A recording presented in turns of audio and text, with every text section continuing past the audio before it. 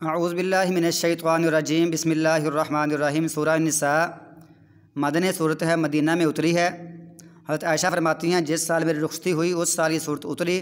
اس کا نام سورۃ النساء اس لیے ہے کیونکہ اس میں اکثر مسائل عورتوں کے متعلق ہیں اور یہ بڑے اہم مسائل ہیں۔ اللہ تعالیٰ فرماتا ہے یا ایھا الناس، اے لوگو، سب لوگوں سے خطاب ہے۔ اتقو، ڈرو، ربکم الذی، اپنے رب سے جس نے خلقکم، تم کو پیدا کیا، من نفس واحدۃ، ایک جان سے، تم کو پیدا کیا ایک جان سے، آدم علیہ السلام سے، وخلق منھا زوجھا، اور پیدا کیا اس سے اس کی بیوی کو، بیوی بھی اسی سے پیدا کی۔ اللہ کے رسول نے فرمایا ہے کہ بے شک جو عورت ہے وہ پیدا کی گئی ہے ٹیڑھی پسلی سے، اور ٹیڑھی پسلی کیا ہوتی ہے؟ ان المرأۃ خلقت من ضلع وان اعوج شیء فی الضلع اعلاہ، عورت پسلی سے پیدا کی گئی ہے، اور پسلی میں سب سے جو ٹیڑھا حصہ ہوتا ہے وہ اوپر والا حصہ ہوتا ہے۔ اگر آپ اسے سیدھا کرنا چاہتے ہیں تو آپ توڑ بیٹھیں گے، اور اگر آپ اس سے فائدہ اٹھانا چاہتے ہیں تو ٹیڑھے پن ہونے کے باوجود آپ فائدہ اٹھا سکتے ہیں۔ اور توڑنا کیا ہے؟ اس میں طلاق ہے، یعنی اپنی بیوی سے بندہ اگر وہ ٹیڑھی پسلی سے پیدا کی گئی ہے، سب سے اوپر والی پسلی ٹیڑھی ہوتی ہے، بائیں پسلی، اور اس سے وہ پیدا کی گئی ہے، اور اس ٹیڑھے پن کے باوجود بندہ اس سے فائدہ اٹھا سکتا ہے، اس سے خدمت لے سکتا ہے، اس سے اتفاق سے رہ سکتا ہے۔ لیکن اگر آپ اس کو سیدھا کرنا چاہیں گے تو آپ اس کو توڑ ڈالیں گے، اور توڑنے سے مراد یہ ہے کہ طلاق۔ یہاں ثابت ہوتا ہے کہ حوا علیہ السلام آدم علیہ السلام کی پسلی سے پیدا کی گئی تھی۔ پھر اس کے بعد وبث فیہا، وبث منہما، اور پھیلائے ان دونوں میں سے بہت سارے مرد، کثیرہ، بہت سارے، ونساء، اور بہت ساری عورتیں، بہت سارے مرد اور عورتیں، یعنی سب اس سے پیدا کیے گئے۔ یہ سے مراد یہ ہو سکتا ہے نا کہ میاں بیوی سے بہت سارے لڑکے لڑکیاں ہوئیں، پھر آگے ان سے دنیا ساری پھر مارج وجود میں آئی اور سارے انسان بنے۔ واتقوا اللہ الذی، اور ڈرو اللہ تعالیٰ سے وہ ذات، تساءلون بہ، جس کے ساتھ تم سوال کرتے ہو، جس کے نام پر تم سوال کرتے ہو، ایک دوسرے سے مانگتے ہو اللہ کا نام لے کر۔ والارحام، اور رشتوں کو توڑنے سے ڈرو، یا رشتہ داری میں بدسلوکی کرنے سے بچو۔ ارحام ہوتا ہے ماں کے پیٹ کو، رحیم ان کی جمع ہے ارحام، ماں کا پیٹ، رشتہ داریاں جس سے براد ہوتی ہے۔ تو بندہ محرم اور غیر محرم جتنے بھی رشتہ دار ہیں اس میں اس کو توڑنا نہیں چاہیے، بلکہ حسن سلوک سے رہنا چاہیے۔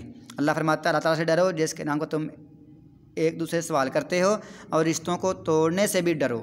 ان اللہ، بشک اللہ تعالیٰ، کان علیکم رقیبہ، تم پر ہمیشہ سے نگہبان ہے۔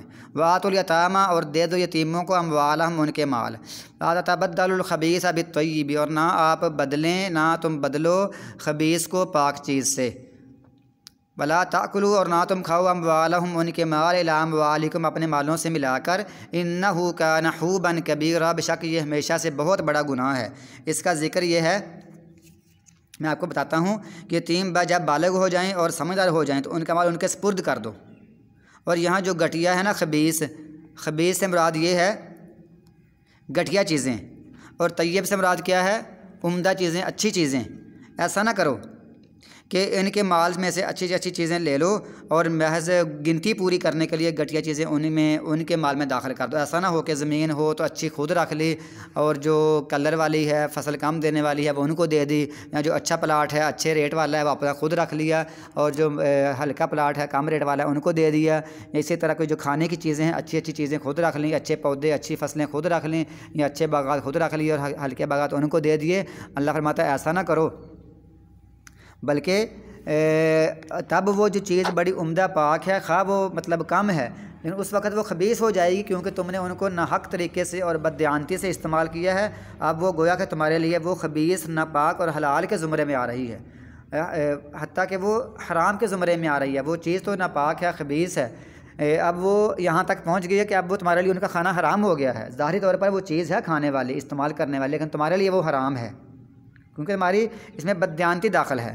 اور اگر بددیانتی داخل نہیں ہے، تم ان کے مال سے کاروبار کر رہے ہو، منافع کما رہے ہو، تو پھر تم ان کا مال بطور مزدوری کھا سکتے ہو، باقی تم نے ان کو ہی دینا ہے، اور ان کا مال اپنے مالوں سے ملا کر بھی نہیں کھانا۔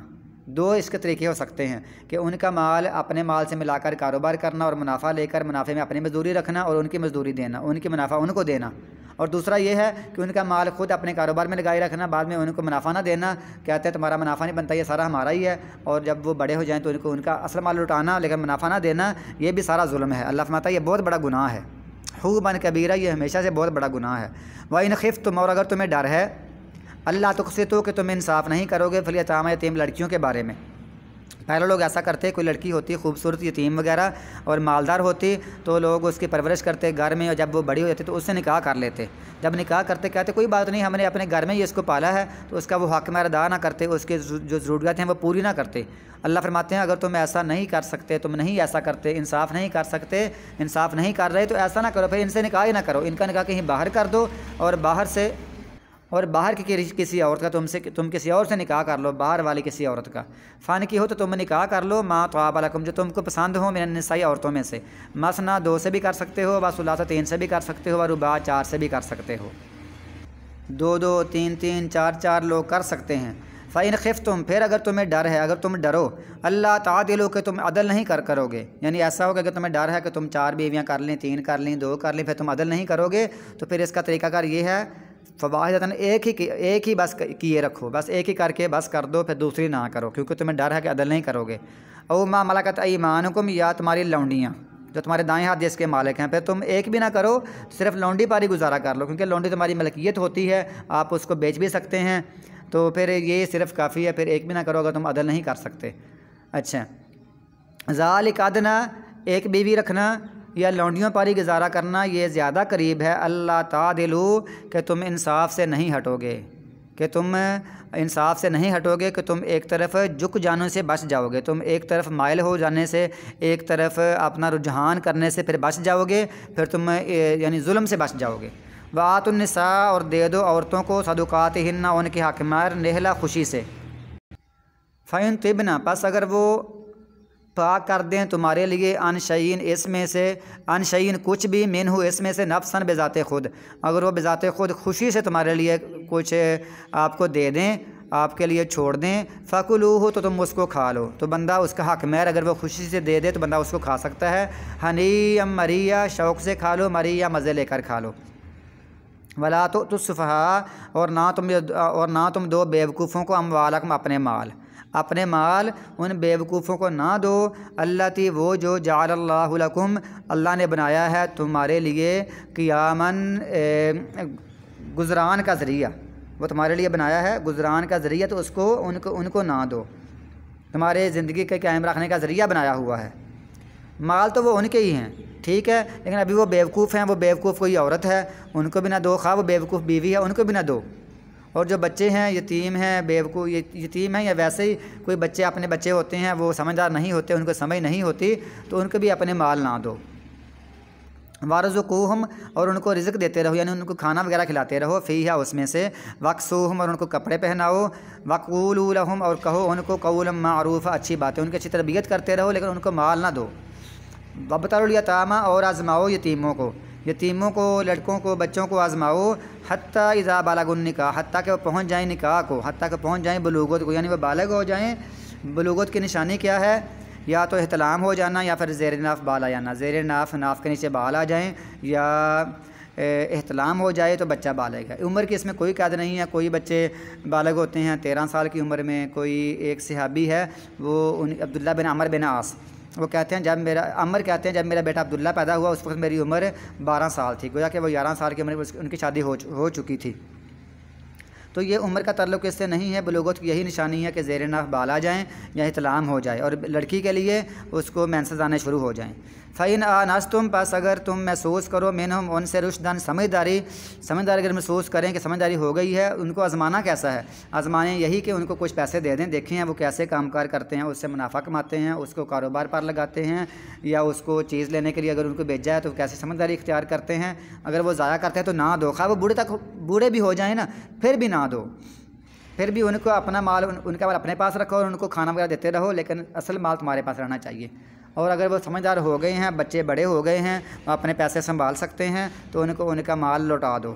فادفعوا، تو لوٹا دو، الیہم، ان کی طرف، اموالہم، ان کے اموال، ولا تاکلوها، اور نہ تم کھاؤ اس کو، اسرافا، فضول خرچی کرتے ہوئے، حد سے بڑھتے ہوئے نہ کھاؤ، فضول خرچی کرتے ہوئے نہ کھاؤ بدارن، اور جلدی جلدی یکبرو کہ وہ کہیں بڑے ہو جائیں. ایسا نہ ہو کہ تم کہیں بڑے نہ ہو جائیں پھر مال لے لیں گے تم جلدی جلدی کھا لو.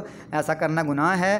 نہ تم اس کا مال زیادہ فضول خرچی کرتے ہوئے کھاؤ، اور نہ اس ڈر سے کھاؤ کہ کہیں یہ بڑے نہ ہو جائیں، کہیں مال پر یہ مال کا مطالبہ کرنا نہ شروع کر دیں. نہ کھاؤ، بالکل نہ کھاؤ.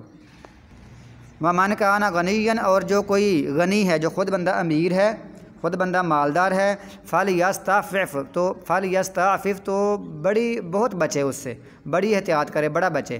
وَمَنْ كَانَ فَقِيرًا، اور جو خود بندہ بھی فقیر ہے، مطلب خود بندہ بھی غریب ہے، اس کے ماتحت یتیم بچے بھی ہیں، تو وہ کیا کرے، فَلْيَأْكُلْ، تو وہ کھا لے بالمعروف، اچھے طریقے سے، یعنی وہ رواج کے مطابق ان کے مال کو کام پر لگائے اور وہاں سے بطور مزدوری کھا لے، یا بچوں کی وہ تربیت کر رہا ہے، ان کی پرورش کر رہا ہے، تو ان میں سے کچھ کھا لے. معروف طریقے، معروف ہوتا ہے سب سے اچھا طریقہ جس پر کسی کو اعتراض نہیں ہوتا. فَإِذَا دَفَعْتُمْ، پس جب تم دفع کرو یا دو الیہم ان کو، اموالہم ان کے مال، فَأَشْهِدُوا عَلَيْهِمْ، تو گواہ بنا لو ان پر. جب تم نے ان کو ان کا مال پورا ان کا حق میں جو ان کا حق ہوتا ہے، ان کی زمین، ان کا پلاٹ، ان کے مکان، ان کا جو گھروں میں کوئی پیسہ وغیرہ ہے، اکاؤنٹ میں ہے، جو کچھ بھی ہے ان کو دینا ہے، تو ایسے نہ دے دو، بلکہ گواہ بنا کر پھر دو، تاکہ جو سمجھدار بندے ہیں وہ وہاں گواہ بن جائیں. وَكَفَى بِاللَّهِ حَسِيبًا، اللہ ہی کافی ہے حساب لینے والا. یعنی اگر تم اس میں فراڈ کو دھوکہ دہی کرو گے، بددیانتی کرو گے، تو اصل حساب اللہ کے پاس، اللہ اس کا صحیح حساب لے گا. لہٰذا تم امانت داری کے ساتھ ان کو ان کے مال ادا کر دو. للرجال، مردوں کے لیے بھی نصیب حصہ ہے، مما ترک الوالدان، جو والدین نے چھوڑا، والاقربون، اور قریبیوں نے چھوڑا. جو قریبی ہوتے ہیں ان کا حصہ بنتا ہے زمین جائیداد میں، وراثت میں، تو ان کا بھی، مردوں کا بھی حصہ ہے. وللنساء، اور عورتوں کے لیے بھی حصہ ہے، نصیب حصہ، مما ترک الوالدان، جو چھوڑا والدین نے، والاقربون، اور قریبی رشتہ داروں نے. مما قل منہ، اس میں سے جو قل منہ، اس سے کم ہو، او کثر، یا زیادہ ہو، تھوڑا ہو یا زیادہ ہو، دینا ہی دینا ہے. نصیبا مفروضہ، حصہ ہے مقرر کیا ہوا. اصل میں اس کا پس منظر یہ ہے کہ اسلام سے قبل ایک ظلم یہ بھی تھا کہ عورتوں اور بچوں کو، چھوٹے بچوں کو وراثت میں مال نہیں دیتے تھے، وراثت میں ان کا حصہ نہیں ہوتا تھا. صرف بڑے لڑکے جو لڑنے کے قابل ہوتے سارے مال کے وارث بن جاتے. اس آیت میں اللہ تعالیٰ نے فرمایا ہے کہ مردوں کی طرح عورتوں اور بچے بچیاں اپنے والدین اور اقارب کے رشتہ داروں کے مال کے حصہ دار ہوں گے، انہیں محروم نہیں کیا جائے گا. تاہم یہ الگ بات ہے کہ لڑکی کا حصہ لڑکے کے حصے سے آدھا ہے. یہ عورت پر ظلم نہیں ہے، نہ ہی اس کی ہلکا پن ہے، بلکہ یہ اسلام کا قانون میراث، قانون وراثت، عدل اور انصاف کے تقاضوں کے عین مطابق ہے. کیونکہ عورت کو اسلام نے معاش کی ذمہ داری سے فارغ کر دیا ہے. عورت کو نہیں اللہ تعالیٰ نے فرمایا کہ تم نے معاش اور روزگار کمانا ہے، یہ مرد کے ذمہ ہوتا ہے. مرد کو اس کا کفیل بنایا ہوا ہے، مرد اس کی کفالت کرتا ہے اس عورت کی.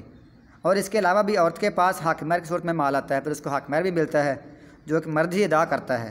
اس لحاظ سے عورت کے مقابلے میں مرد پر کئی گنا زیادہ ذمہ داریاں ہیں، مالی طور پر بڑی ذمہ داریاں ہیں. اس لیے اگر عورت کا حصہ نصف کی بجائے مرد کے برابر ہوتا تو یہ مرد پر ظلم ہوتا، اور اگر عورت کا حصہ مرد کے برابر ہوتا تو یہ مرد پر ظلم ہوتا. اللہ تعالیٰ کسی پر ظلم نہیں کرتا، وہ کیونکہ عادل ہے اور انصاف کرنے والا ہے، اور وہ بہت حکیم ہے، بہت جاننے والا ہے. اللہ تعالیٰ کے حصے جو مقرر کرنا یہ بڑے اچھے حصے ہیں. جو بندہ مسلمان ہے اس کو بڑی خوبی سے، بڑی خوشی سے ان کو ماننا چاہیے. وَإِذَا حَضَرَ الْقِسْمَةَ، اور جب حاضر ہوں تقسیم کے وقت، اولو القربیٰ، قریبی، والیتامى، اور یتیم، والمساکین، اور مسکین، فَارْزُقُوهُم مِّنْهُ، ان کو ان میں سے کچھ رزق دو. وَقُولُوا لَهُمْ قَوْلًا مَّعْرُوفًا، اور ان کو کہو اچھی بات. تو ان کو اچھی بات ہی کہو. مثلا تقسیم کے وقت جب لوگ کوئی رشتہ دار، یتیم وغیرہ، مسکین آ جائیں تو ان کو بھی اس حصے میں سے کچھ نہ کچھ کھانے پینے کے لیے کچھ پیسے، 1000، 2000، 5000، 10000 روپیہ ان کو بھی دے دو، اور ان کو اچھی بات کر کے واپس بھیج دو. ان کو ڈانٹو نہ، ان کے ساتھ بدتمیزی نہ کرو، ان کو جھڑکو نہ، ان کو کچھ نہ کچھ دے دو، کیونکہ تقسیم کے وقت ان کو بھی دینا چاہیے. کچھ لوگ تو سمجھتے ہیں کہ یہ آیت منسوخ ہے کیونکہ سارا حصے، اگلی آیت میں سارے حصے بانٹ دیے گئے ہیں. لیکن یہ منسوخ نہیں ہے، بلکہ ایک اہم ہی اخلاقی ہدایت ہے کہ امداد کے مستحق وہ لوگ جو رشتہ دار ہیں، یتیم مسکین ہیں، خواہ وہ رشتہ دار نہیں بھی ہیں، لیکن انہیں بھی کچھ نہ کچھ دینا چاہیے، اور ان سے پیار محبت کے انداز سے بات کرنی چاہیے. دولت کو جب بندے کے پاس دولت آئے تو بندے کو قارون نہیں بننا چاہیے، بلکہ ان کو بھی کچھ دینا چاہیے. یہ اس سے مراد یہ ہے، مطلب یہ اس کا الگ ذکر ہے، اور جو وراثت کے حصہ دار ہیں ان کا الگ ذکر ہے، وہ اگلی آیتوں میں آئے گا. وَلْيَخْشَ الَّذِينَ، اور چاہیے کہ وہ لوگ ڈریں اس بات سے لو تارکو، یہ لوگ جو مثلا یتیموں کا مال کھاتے ہیں یا کھانا چاہتے ہیں یا وہ حق نہیں دے رہے، تو اس کا اللہ تعالیٰ فرماتا ہے یہ لوگ ڈریں کس سے؟ اللہ تعالیٰ سے۔ لو تارکو، اللہ تعالیٰ ساتھ فرما رہا ہے کہ یہ سمجھ آئیے یہ مسئلہ، اگر وہ چھوڑتے من خلفہم اپنے پیچھے ذریۃ ضعافا کمزور اولاد، خافوا علیہم تو ان کے بارے میں وہ بہت ہی ڈرتے، یعنی اگر یہ خود یہ موت کی وادی میں ہوتے، عین موت کے وقت ہوتے اور ان کی اولاد کمزور ہوتی، چھوٹی اولاد ہوتی یا ناتواں بچے ہوتے، تو یہ ان کے بارے میں بہت خوف کھاتے، بہت ڈرتے کہ میرے بچوں کا کیا بنے گا، میری بچی کا کیا بنے گا، میرے بچوں کا کیا بنے گا، ان کو کون سنبھالے گا۔ جس طرح اپنے بچوں کے بارے میں مرنے کے وقت ڈرتے ہیں کہ ان کا کیا بنے گا، بالکل اسی طرح وہ دوسروں کے بچوں کے بارے میں بھی اللہ تعالیٰ سے خوف کھائیں اور ڈریں، ان کا مال نہ کھائیں۔ فَلْيَتَّقُوا اللَّهَ، چاہیے کہ وہ اللہ تعالیٰ سے ڈریں، وَلْيَقُولُوا قَوْلًا سَدِيدًا، اور وہ بالکل درست بات کریں اور وہ کریں بات سیدھی۔ ان الذین، بے شک وہ لوگ یاکلون جو کھاتے ہیں اموال الیتامی یتیموں کے مال، ظلم کرتے ہوئے، انما صرف یاکلون وہ کھا رہے ہیں یا ڈال رہے ہیں، فی بطونہم اپنے پیٹوں میں، نارن آگ، وَسَيَصْلَوْنَ سَعِيرًا عن قریب وہ اس جہنم کی آگ میں داخل ہونے والے ہیں۔ اس سے کیا مراد ہے؟ اس سے مراد یہ ہے کہ جو اس وقت بندہ فوت ہوا ہے نا، جن کو وہ وصیت کر رہا ہے، مرتے ہوئے وصیت کر رہا ہے، تو ان کے بارے میں ان کو نصیحت کی جا رہی ہے کہ تم نے اس کی وصیت سن لی ہے، اب تم نے اس کی وصیت کو نافذ بھی کرنا ہے کہ ان کے زیر کفالت جو یتیم بچے ہیں ان کے ساتھ وہ ایسا سلوک کریں جو وہ اپنے بچوں کے ساتھ اپنے مرنے کے بعد پسند کرتے ہیں کہ ان سے کیا جائے۔ اپنے مرنے کے بعد وہ چاہتے ہیں کہ میرے بچوں سے ایسا سلوک کیا جائے، بالکل وہ ایسا سلوک ہی لوگوں کے بچوں کے ساتھ بھی کریں۔ اور بعض لوگ اس سے کہتے ہیں کہ عام لوگ مخاطب ہیں کہ لوگ یتیموں اور دیگر چھوٹے بچوں کے ساتھ اچھا سلوک کریں، سوائے اس کے خواہ وہ ان کے زیر کفالت ہو یا نہ ہو، وہ ان کے کفالت ہوں، ان کی وہ پرورش کر رہے ہوں یا نہ کر رہے ہوں، بچوں کے بارے میں اللہ تعالیٰ سے ڈرنا چاہیے۔ اور بعض کے نزدیک اس کے مخاطب وہ لوگ ہیں جو قریب المرگ آدمی کے پاس بیٹھے ہوں، ان کی ذمہ داری ہے کہ وہ مرنے والے کو اچھی باتیں سمجھائیں۔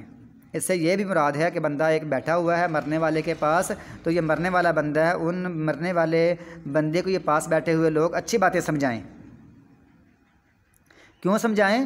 تاکہ وہ کسی کے حق میں کوتاہی نہ کر سکے، نہ تو وہ اللہ کے حق میں کوتاہی کر سکے اور نہ کسی بنی آدم کے حق میں کوتاہی کر سکے، اور وصیت میں وہ ان باتوں کو ملحوظ رکھے، یعنی وہ ان کو سمجھاتے رہیں کہ تو اب مرنے والا ہے، صحیح وصیت کرنا، صحیح وصیت کرنا، درست وصیت کرنا، نہ تو اللہ کے بارے میں کوئی حقوق میں کمی کوتاہی کرنا، اور نہ اپنے بچوں کے بارے میں، وارثوں کے بارے میں اور لوگوں کے بارے میں نہ تم اس نے کوئی کوتاہی کرنا، صحیح وصیت کرنا، یہ لوگ اس کو وصیت کرتے رہیں۔